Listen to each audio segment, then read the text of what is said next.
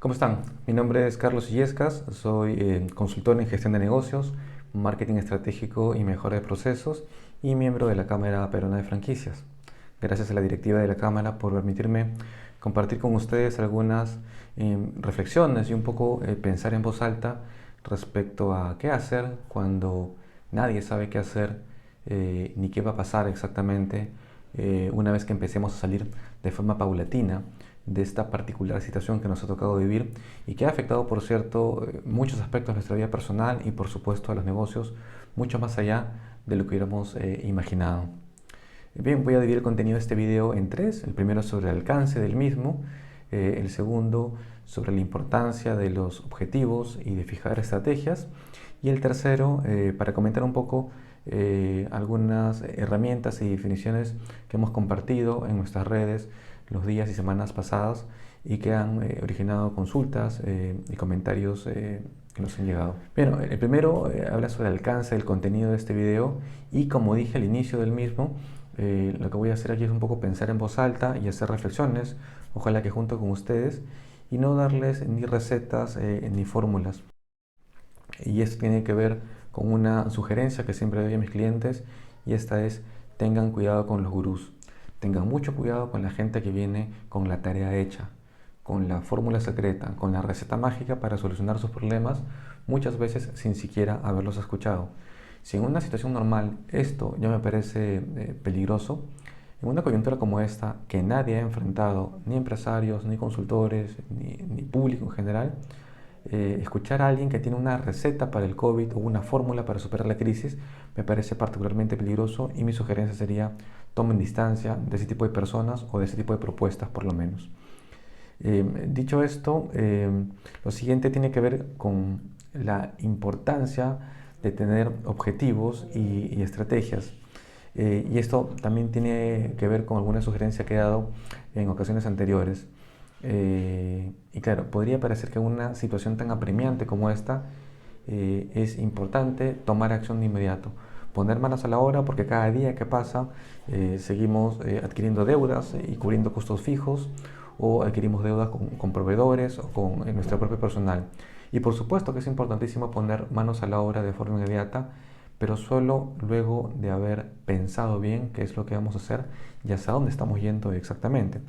Si bien el objetivo común de todos puede ser sobrevivir a esta etapa y tal vez aprovechar alguna ventaja particular que se nos puede haber abierto producto de la coyuntura para algunos sectores muy específicos, en general el objetivo es sobrevivir, pero hay que especificar más allá del objetivo: es cómo vamos a sobrevivir, cómo planeamos que nuestro negocio supere esta crisis. Hay una frase de Abraham Lincoln que me parece muy ilustrativa, que dice: dame 6 horas para cortar un árbol y pasaré las primeras 4 afilando el hacha. Esto evidencia la importancia que le daba él, por ejemplo, a preparar las herramientas, a analizar el problema antes de ponernos a tomar acciones.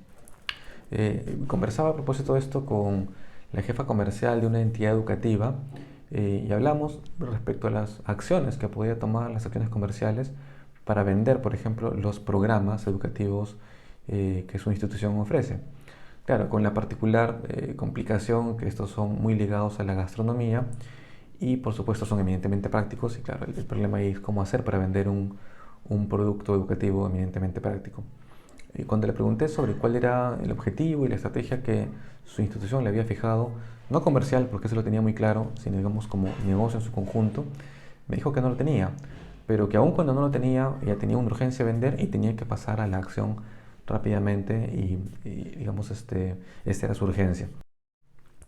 Pero claro, una vez que conversamos un poco sobre el asunto y ensayamos algunas estrategias y objetivos autoimpuestos, las acciones que empezaron a surgir como idea producto de la conversación eran bastante más coherentes y tenían sentido, porque iban alineadas a un camino que se había trazado previamente.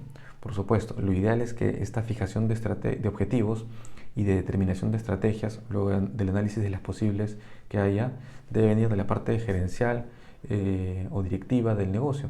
Pero aun cuando no lo hubiese, podríamos hacer el ejercicio de autofijarnos una estrategia y empezar a esbozar acciones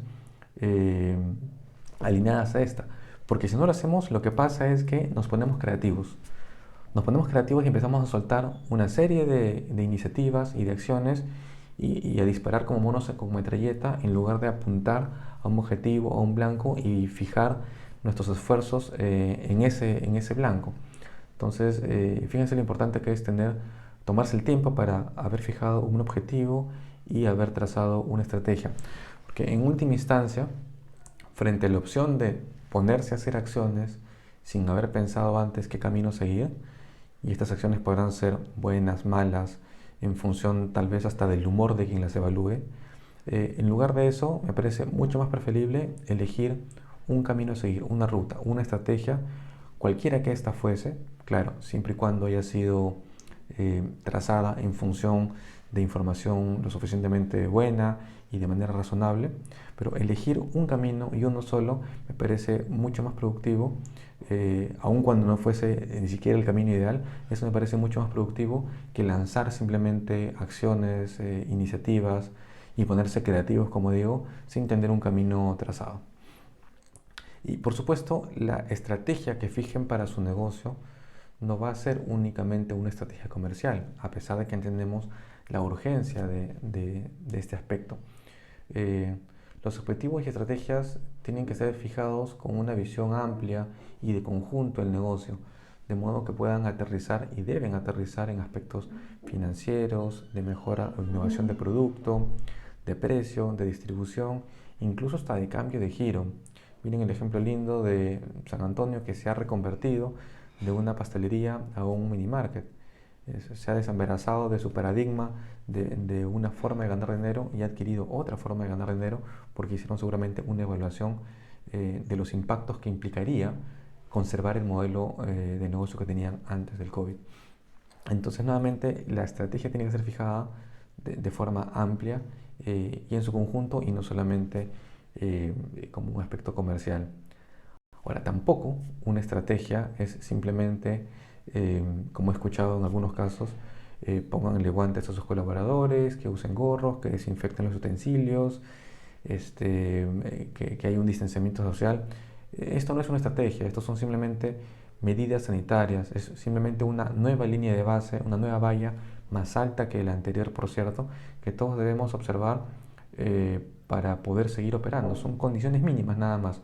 Sobre esto no se construye una estrategia. Uno tiene que tener estas medidas y lineamientos a un costado, observarlas y cumplirlas, por supuesto, porque eso depende, que digamos, el contagio no se propague, pero la construcción de la estrategia va por otro lado, va por la observación de fortalezas del mercado, de condiciones favorables y la definición de una ruta a seguir. Entonces, las medidas sanitarias no constituyen en sí mismas una estrategia. Dicho eso, entonces, a modo de ejercicio les propongo esbozar algunas posibles acciones, y distintas acciones por cierto, en función de algunas alternativas de estrategias que se podrían adoptar en un par de rubros. Uno, el gastronómico, y el otro, el de belleza, peluquerías, spa, barberías, en fin, relacionados con la belleza y hasta con la salud. Empecemos con los restaurantes, que van a ser un rubro seguramente muy golpeado. He escuchado cifras de que solamente el 1% va a poder estar en condiciones de reactivarse y de cumplir con los nuevos y exigentes estándares de sanidad que va a exigir el gobierno. Pero entonces, ¿qué van a hacer los restaurantes? Claro, la respuesta obvia y natural es: van a hacer delivery, y si soy un restaurante tengo que hacer delivery porque esa es la única forma de sobrevivir. Sí, claro, el delivery seguramente es una de las acciones que se pueden llevar a cabo, pero nuevamente es una acción que hemos fijado como objetivo y que hemos determinado como estrategia. Eh, por ejemplo, y antes de hablar específicamente en la estrategia, si decido hacer delivery, que es una cosa que seguramente muchos van a hacer, ¿cuándo voy a empezar a ofrecer mis servicios de delivery? Recién el día 1 que se abra la posibilidad de ofrecer ese tipo de servicio. Tengo una base de datos de mis clientes a los que puedo ir adelantando la oferta de mis servicios. Si trabajaba con una aplicación de delivery, puedo identificar a mis clientes más recurrentes. Si nunca me preocupé de tener una base de datos ordenada y sistematizada de mis clientes, seguramente deberé empezar por ahí para implementar una estrategia de delivery. Nuevamente, todas estas son acciones que deben responder a una estrategia. Digamos que, hablando ya ahora sí de estrategia, digamos que mi restaurante se caracterizaba por albergar, por ejemplo, a muchos grupos de amigos. Era un lugar para celebrar entre amigos. O digamos que no era precisamente la característica principal de mi restaurante, pero yo defino y decido ahora ser el lugar que va a preservar, digamos, la tradición y la felicidad de comer con amigos. Y claro, ¿cómo es que en una época en la que precisamente se desea evitar que haya contacto y reunión de muchas personas, cómo vamos a implementar una estrategia que busque que los amigos coman juntos? Pues yo diría que de la misma forma en que ahora mucha gente está jugando Ludo junta con la tecnología. Deben haber visto tal vez la aplicación de Ludo, se la bajan en los teléfonos móviles, cuatro personas se conectan y juegan en línea. Eh, entonces, ¿qué impediría, por ejemplo, que cuatro personas puedan disfrutar de la comida de un mismo restaurante a una misma hora, como lo están haciendo ahora, por ejemplo, los cumpleaños o los after office que utilizan la cámara de un celular y la gente puede comer y tomar un trago? Eh, digamos, ¿qué pasa cuando iban cuatro amigos a un restaurante? Van los cuatro, cada uno pide un plato distinto y piden al medio uno o dos piqueos para compartir, ¿no es cierto? O piden tres fuentes y cada uno pica un pedazo de la fuente y la cuenta se reparte entre tantas personas como las que haya presentes. La tecnología podría ser algo distinto. Imaginen una aplicación que me permita a mí y a cuatro amigos hacer un pedido del mismo restaurante que nos gusta. Cada uno pide un plato, pedimos una fuente para picar. Como no estamos físicamente en el mismo lugar para pedir la fuente, el restaurante parte la fuente en cuatro personas, nos envía a todos el pedido y nos carga nuestras cuentas y hace que nos llegue el pedido más o menos a la misma hora a todos. Si todos vivimos más o menos equidistantes, el pedido saldrá a la misma vez hacia los cuatro puntos.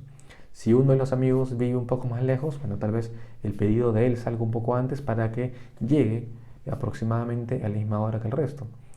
Y recibido el pedido, más o menos a la misma hora, podremos conectarnos cuatro personas a comer nuestra comida de siempre e incluso a compartir un piqueo dividido entre cuatro frente a la cámara de nuestro celular. Habrá gente dispuesta a pagar un poco más por conservar la tradición y la felicidad de comer entre amigos. No lo sé, habría que evaluarlo, pero es una posibilidad distinta o un valor añadido al de simplemente decir voy a hacer delivery.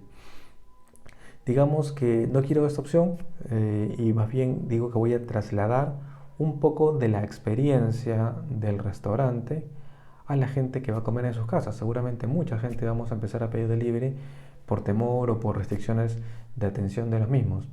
Hay restaurantes, por ejemplo, que tienen una carta más restringida y más pequeña para el delivery porque hay platos que no se pueden servir y no llegan en óptimas condiciones en los recipientes usuales que utiliza el delivery, como los Tecnopor o los envases de plástico. ¿Y qué pasa si decido, trasladando nuevamente la experiencia del restaurante al delivery, ampliar mi carta de delivery? Y si el platillo no se puede servir bien, no se disfruta o no se ve bien en un vaso de Tecnopor o en un envase de plástico, pues le mando platos de loza. ¿Qué nos impide mandarle a un cliente que sabemos que es recurrente y que todas las semanas nos va a pedir su pedido de delivery en vajilla un poco más parecida a la que se utiliza en el restaurante? Y eso quiere decir que le tengo que cargar el costo de la vajilla en el delivery. No necesariamente. Si es un cliente que todas las semanas nos pide, pues me hace el pedido hoy, le llevo el pedido en unos bowls, en unos platos de loza y se los dejo. ¿Por qué? Porque sé que seguramente la siguiente semana me va a volver a hacer otro pedido. Yo sabré que ese cliente me está debiendo un juego de loza, un par de platos, unos bowls, y le llevaré nuevamente platos de loza y recogeré con esa persona que lleva los platos anteriores. Nuevamente, ¿qué nos impide hacer esto? Pues nada, si el restaurante no va a atender o va a atender a muy poca gente en su salón, va a tener seguramente vajilla de loza sin utilizar, ni siquiera tendría que comprar vajilla nueva para hacer este experimento. Nuevamente, habrá personas dispuestas a pagar un poquito más por tener algo más de la experiencia del restaurante llevada a sus casas. Habrá gente que se habrá aburrido de comer en tuppers de Tecnopor y en envases de plástico y le provocará comer en un plato de loza, en un bowl, en una fuente, con un vaso o con una copa como la que utilizaba en su restaurante favorito. No lo sé, es cuestión de explorarlo. Y digamos que no voy por el delivery, sino que quiero conservar más bien la tradición y la experiencia de venir a que la gente venga a mi local, a mi comedor, a disfrutar la comida ahí, porque se aburrieron del delivery, porque la mamá se aburrió de cocinar o lo que fuera. Entonces, seguramente los restaurantes tendrán que su comedor común con muchas mesas, reducir la cantidad de mesas y, ¿por qué no?, dividir en ambientes completamente separados local en uno, dos o tres comedores independientes. Podría lanzar un servicio en el que los grupos, las familias, digamos, hagan una reserva para comer en el restaurante con unos banquetes determinados para 3, 4, 5, 6 personas y a una hora determinada. Entonces yo reservo para comer en mi restaurante favorito para 5 personas, y ya sé que tiene el banquete de 7 a 8 de noche y pago por ese servicio. Entonces, ¿el restaurante qué hace? Primero, que puede optimizar el uso de los ambientes, porque si sabe que yo llego de 7 y me voy a las 8 porque es el servicio que estoy pagando, y si me paso a la hora tendré que pagar una penalidad, puede hacer que el siguiente grupo venga a las 7 y cuarto, hasta las 8 y cuarto, de modo que el primer grupo no se cruza con el segundo grupo ni al entrar ni al salir, y esto reduce el contacto entre grupos de personas diferentes. Otra cosa, si ya se sabe que tiene el banquete, o si yo lo personalicé de forma anticipada y sabe que mi primer grupo viene a las 7, puedo tener la comida prácticamente lista para que la gente llegue y directamente se siente a comer. Ya no hay todo este ritual de la gente se sienta, se acomoda, busca la mesa, le doy la carta, se pone a revisar la carta mientras mira el celular y se demoran 15 o 20 minutos en decidir recién qué van a pedir para después tomar el pedido y que la cocina recién empiece a preparar. Y es por eso que las estadías en el restaurante se hacen largas. Si las personas o los grupos llegan sabiendo ya qué es lo que van a consumir, el restaurante puede recibirlos con la comida nuevamente prácticamente lista, de modo que llegan, se sientan, consumen y una hora es suficiente lapso para que coman tranquilos. Es una forma que no depende del delivery, que no tiene que ver con el delivery, pero sí depende de modificaciones que hay que hacer en el local y en el restaurante. Y la estrategia y el objetivo es otro, es rescatar ahí la experiencia de comer o de seguir comiendo en el restaurante. Eso como ejemplos de restaurante. Y vieron que el tener plazos, el tener homenaje de loza para delivery, el tener una aplicación que permita partir una cuenta en cuatro, el tener un sistema de reservas para grupos en horarios determinados, son todas acciones, pero cada una responde a una estrategia distinta adoptada por restaurantes. Veamos el caso de las peluquerías, spas, barberías. Claro, que dirán que ahora tienen que atender por cita solamente, ¿no es cierto? Pero nuevamente voy a esperar a que me llamen, tengo una base de datos que explotar, debo construir una base de datos para poder generar citas. Eh, a la dueña del lugar donde me corto el cabello, yo siempre le digo, yo tengo que cortarme el cabello idealmente cada 3 semanas, a lo más cada 4 semanas. Eso quiere decir que en el peor de los casos, yo represento para ti 12 o 13 cortes al año. Pero ¿qué pasa si llegadas las 3 o las 4 semanas no voy yo a la peluquería y me paso 1, 2, 3 días?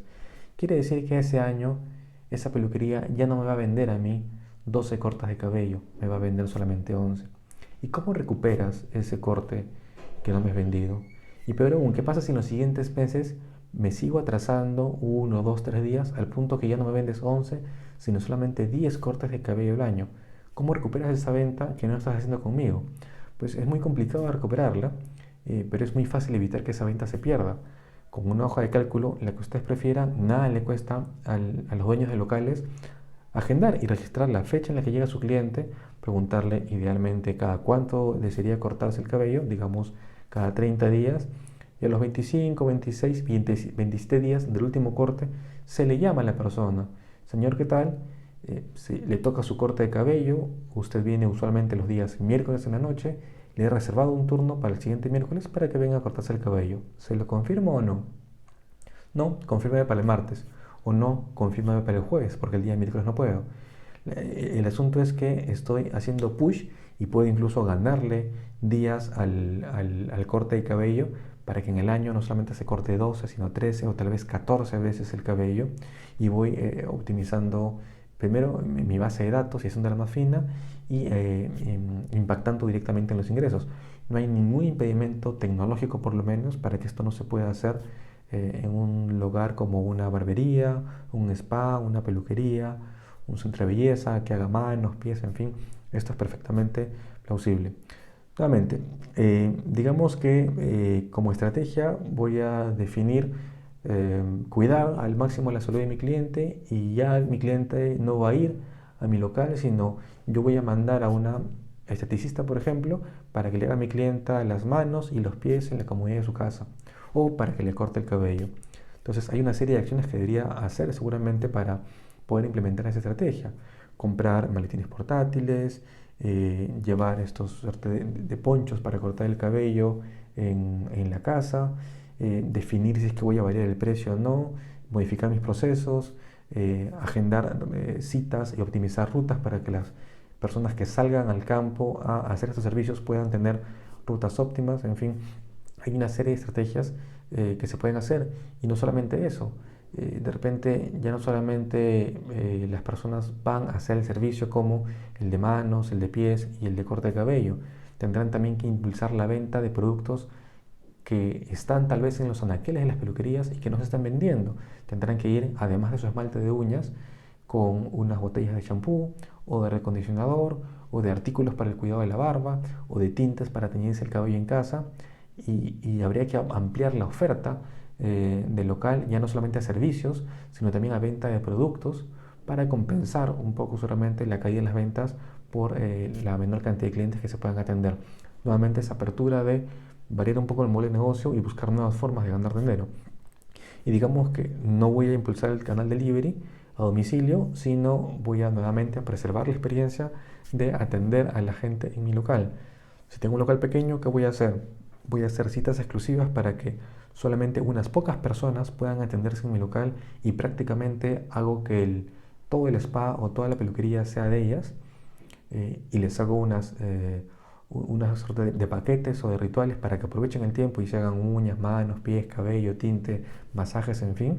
Habrá gente dispuesta a, por la seguridad de no chocarse con más clientes en su cita, estará dispuesta a pagar un poco más por el servicio. O tal vez no, tengo que adoptar un servicio más express y hacer nuevamente citas y rituales con tiempo. Cita para las uñas de 5 a 5 y media, y a la siguiente persona la programo para masajes de forma que no se crucen de 5 y media a 6, y optimizo la rotación de mi local, pero nuevamente evitando que haya contacto entre personas y promoviendo un uso eficiente de los espacios, y sabiendo de forma anticipada cuál es el servicio que va a tomar cada uno de mis clientes, de modo que no se pierda tiempo en, bueno, llego, me voy a hacer, estoy haciéndome el cabello, también me provocó hacerme las manos, y tienes masajes, sí, pero estoy ocupada en la cabina, espera afuera. Eso se puede optimizar sabiendo de antemano cuál es el servicio que va a tomar cada cliente antes incluso de llegar al local. Entonces vemos nuevamente cómo para diferentes estrategias hay diferentes acciones que se pueden implementar. Y claro, las acciones cobran sentido y empiezan a engranarse una vez que se ha definido una estrategia. La estrategia es ir al domicilio del cliente o del paciente, las acciones son unas. La estrategia es defender la experiencia de consumir el servicio en mi local, las acciones son otras. Finalmente, algunos aprendizajes de estos ejercicios. Tenemos que tener formas flexibles de cómo reconvertir nuestro negocio para ganar dinero. Y tenemos que tener flexibilidad también en cuanto a los procesos que implementamos, a la capacitación que hay que tener con el cliente, a las herramientas que hay que utilizar. Seguramente hay que utilizar muchas herramientas digitales, y no podemos intentar aferrarnos a las formas anteriores que teníamos de vender productos, procesar, cobrar, hacer citas, atender clientes, en fin. Vamos a tener seguramente que ir a acostumbrarnos a una nueva realidad, y nuevamente la variación en los procesos, en los productos, en los precios, va a tener que ir alineada a la estrategia que escojamos. Y como tercer punto del contenido, un comentario rápido sobre algunas definiciones y herramientas que hemos ido colgando días y semanas pasados en las redes de la empresa, y que por cierto nos han generado consultas y comentarios sobre cómo aplicarlas, ¿no? Algunas de ellas son herramientas para evaluar una posible estrategia, y más bien otras son herramientas o sugerencias para implementar estrategias ya adoptadas. Por ejemplo, una evaluación que invitamos a la gente a hacer es a que determinen su punto de equilibrio y su punto de cierre. Y claro, un primer paso para poder determinar estos dos puntos importantes, y que he notado que no mucha gente los conoce, es necesario, por ejemplo, para hacer estrategias que impliquen hacer optimizaciones o eficiencias en el costeo. Y para hacer esto es también un prerequisito tener un costeo claro, una estructura de costos clara del producto o servicio. Entonces, si alguien se contentaba con, digamos, la condición de, bueno, no sé exactamente cuánto estoy ganando, pero sé que estoy ganando, no me falta dinero en el bolsillo, puedo pagar mis gastos, le puedo pagar a mi personal, y no importa mucho el margen porque igual tengo para irme de viaje con la familia una vez al año, como es mi costumbre. Perdón, como es mi costumbre. Esto ya no es suficiente porque hay que hacer ajustes de tuerca mucho más finos. Y si no se tiene claridad respecto a la estructura de costos, por ejemplo, es muy difícil determinar el punto de equilibrio. Entonces uno anda a ciegas porque no sabe exactamente cuál es el volumen de ventas que tiene que hacer para llegar a una situación de equilibrio en la que no se gane ni se pierde. Y es más difícil aún determinar el punto de cierre. Y el punto de cierre no es el punto en el cual dejo de tener pérdidas. Uno determina el punto de cierre para tomar una decisión de minimizar pérdidas. No es que cuando cierro la operación de mi negocio, las pérdidas se van. Sigo perdiendo dinero. La diferencia es que el dinero que pierdo con la operación cerrada es menor al dinero o las pérdidas que genero si mantengo mi operación abierta. Otra herramienta que comentamos en la página es eh, que para implementar estrategias de digitalización o de contacto digital de clientes hay que tener bases de datos e información digitalizada. He escuchado casos de personas que teniendo toda la intención de contactar a sus clientes, como por ejemplo para ofrecerles ofertas o preventas o servicios o mantenerlos informados respecto a cuándo iban a reanudar operaciones, no podían hacerlo porque las bases de datos están en una hoja de cálculo alojado en una computadora en la oficina a la que obviamente no se puede ir porque estamos en cuarentena. Y que teniendo toda la intención de revisar el costeo de sus productos no lo pueden hacer porque la información está en papeles que están en forma física en su oficina o nuevamente en un archivo Excel alojado en una computadora local. ¿A qué va la invitación? Que estamos en una época en la que cualquier persona, y sobre todo si eres un empresario pequeño o mediano, deberías empezar a mirar primero la digitalización de la información y dos, a utilizar la nube como un repositorio o como un disco duro al cual puedas acceder desde cualquier lado. Esta computadora, por ejemplo, no tiene absolutamente nada de información valiosa en el disco duro. Mañana podría perderse, quemarse, malograrse y yo no perdería absolutamente ninguna información porque toda mi información está alojada en la nube. Entonces, mi computadora, al final de cuentas, es cualquier computadora que tenga acceso a Internet porque trabajo con información en línea. Y esto permite, por supuesto, acceder a la información desde la computadora o de cualquier dispositivo móvil con acceso a Internet. Entonces, si tienes costeos archivados en línea, listas de clientes, reportes, documentos, recetas, directorios de proveedores, procedimientos, en fin, puedes utilizar cualquier aparato y tiempos que seguramente tienes en casa ahora para avanzar, adelantar el trabajo y evaluar la determinación de alguna estrategia, porque tienes información a la mano.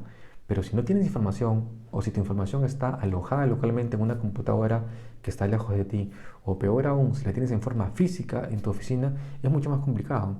Entonces deberíamos acostumbrarnos a partir de ahora no depender tanto de información alojada en forma física ni en forma local, sino más bien poder acceder a ella desde cualquier lugar y cualquier momento. Otra herramienta que comentamos era la de el rescate de activos. Y claro, esta evaluación, esta acción de decidir rescatar unos activos depende obviamente de la evaluación financiera que haya hecho cada negocio y cada empresa y de determinar de qué tamaño son sus espaldas para afrontar una situación como esta.